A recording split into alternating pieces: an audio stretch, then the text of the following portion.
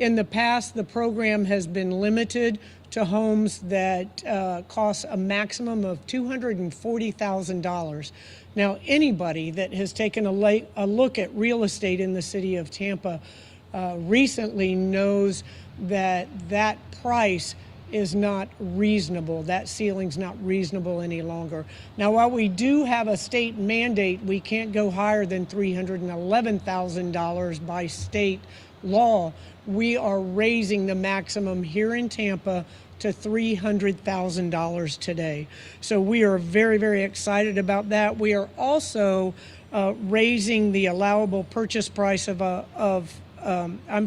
raising our increase for the forgivable loan amounts. And what that is are loans that allow first-time home buyers to purchase a home. One of the requirements is they have to stay in that home for at least 10 years.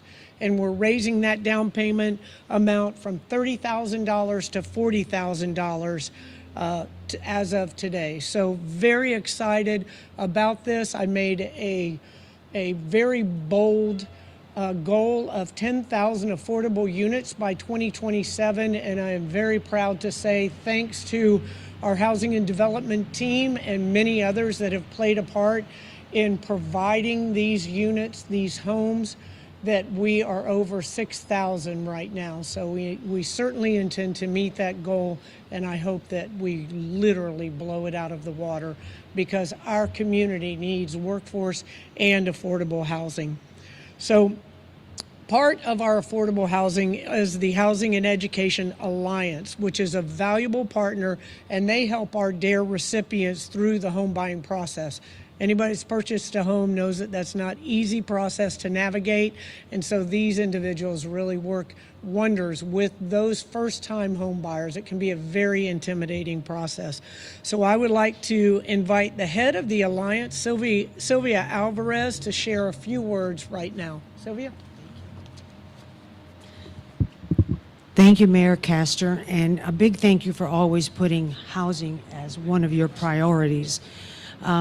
As the daughter of immigrants, I actually helped my parents purchase their first home when I was 9 years old because they couldn't speak the language. And I saw the joy that it brought them. And I guess that's what started me on the road, on the path that I'm on with housing. When you help someone buy a home, you change their life. And Tampa, to jump off of some of the things that Mayor Castor said, the city of Tampa has been rated best in many categories. Best place for veterans to live, best place to raise a family, best place for foodies to live, and those of you who live in Tampa know that. And it's just, look at our Riverwalk. If you just look at the news today, we don't have any snow. So that's a big plus. And people are coming here to the tune of about 1,000 a day into the state of Florida. That means that a large portion of those are coming to Tampa. That has all added to the price increases, supply and demand. And also rents have gotten way out of hand. You can actually afford to make a house payment for a bigger space than what you could to pay rent. So the fact that the city of Tampa has really seen the need and has addressed it is amazing. We work with many municipalities. We're still waiting for them to step up. So thank you, Mayor Castor, thank you so much. And thank you to this team that works so hard trying to make sure that families who want to purchase homes can. So what I'd like to do is to invite one of the recipients who recently closed on her home in December through the DARE program, Sheryl Hodges Cummings.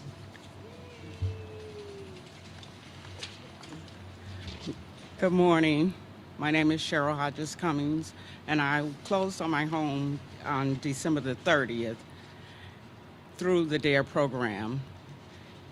I was elated that day to close. It was a bit of a process, and I would tell everyone and encourage them to go for their dreams.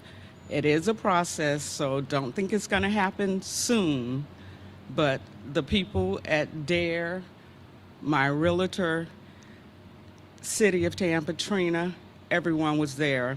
I just pick up the phone and call them. I need this, help me with this.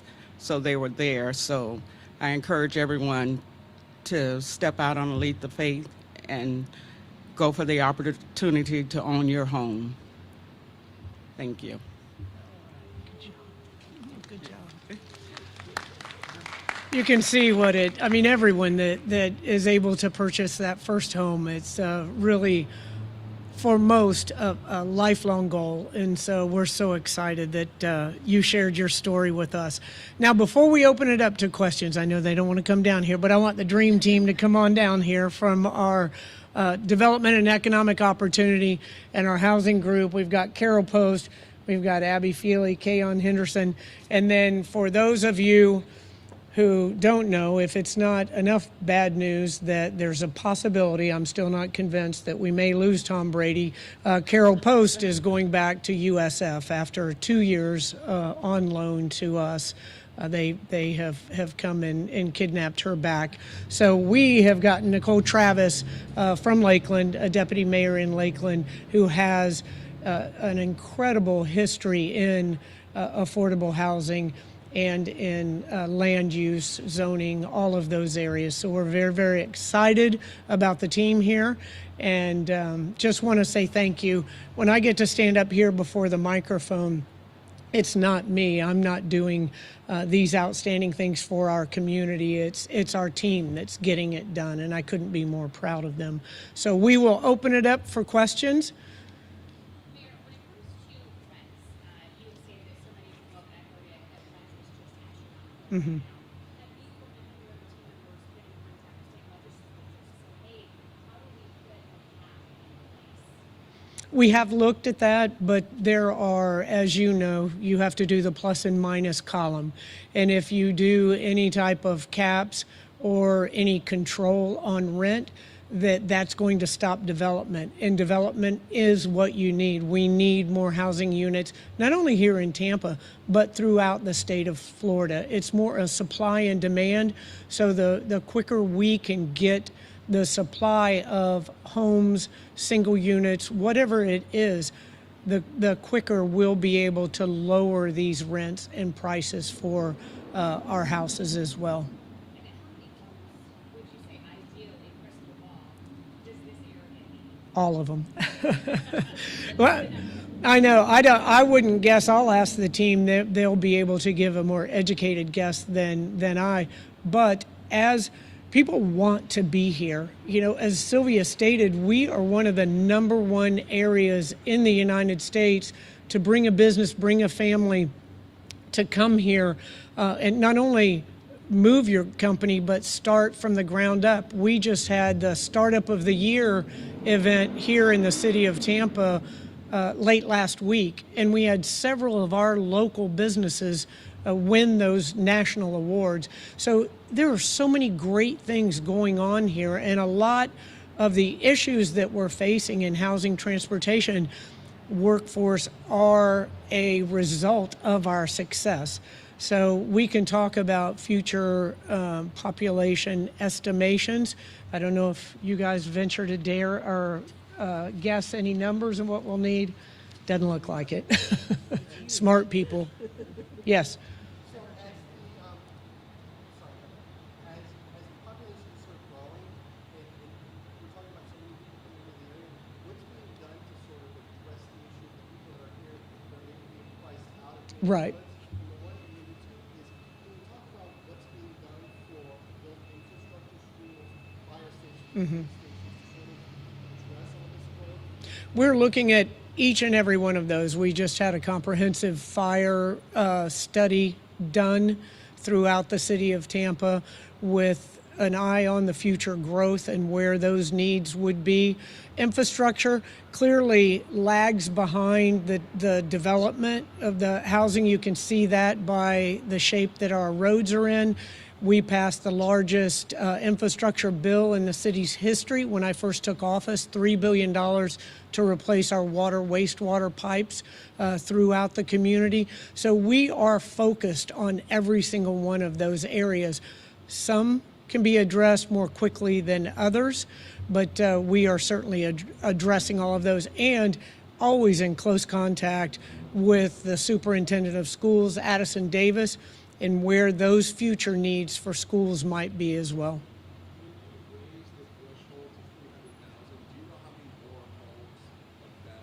You know, that formula, I'm sure, can be calculated, and we can get those numbers. If they're not readily available, we'll provide those to you, and we can provide an estimation of how many units based on future population growth as well.